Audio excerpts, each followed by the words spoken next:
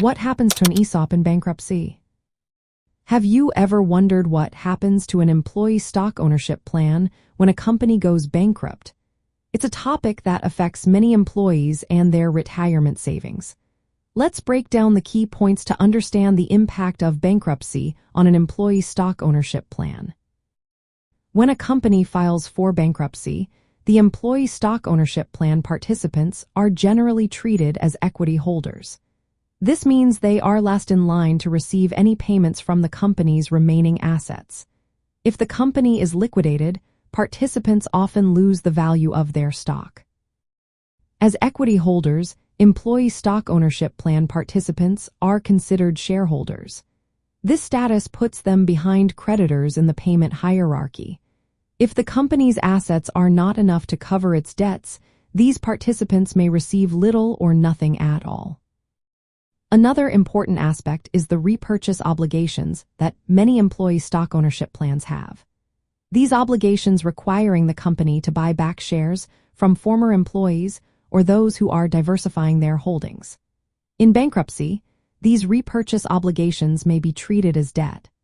This gives those claims a higher priority than equity holders, meaning participants owed repurchase payments might recover something before shareholders do. The Employee Retirement Income Security Act provides protections for employee stock ownership plans.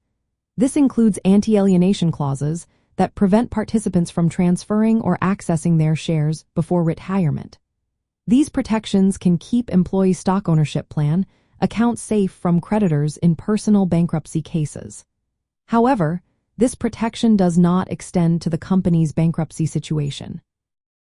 Despite these protections, the reality is that when the employer company goes bankrupt, the stock held by the employee stock ownership plan can become worthless.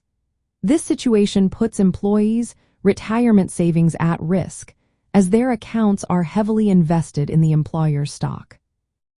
There is ongoing discussion about whether bankruptcy laws should change to better protect employee stock ownership plan participants.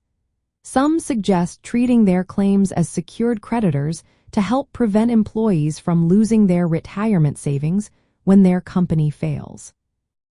In practical terms, if a company with an employee stock ownership plan files for bankruptcy, employees may lose the value of their stock holdings. However, repurchase obligations might be prioritized as debt claims. Individual participants, employee stock ownership plan accounts are generally protected from personal creditors due to the Employee Retirement Income Security Act, but the overall value depends on the company's financial health and restructuring efforts.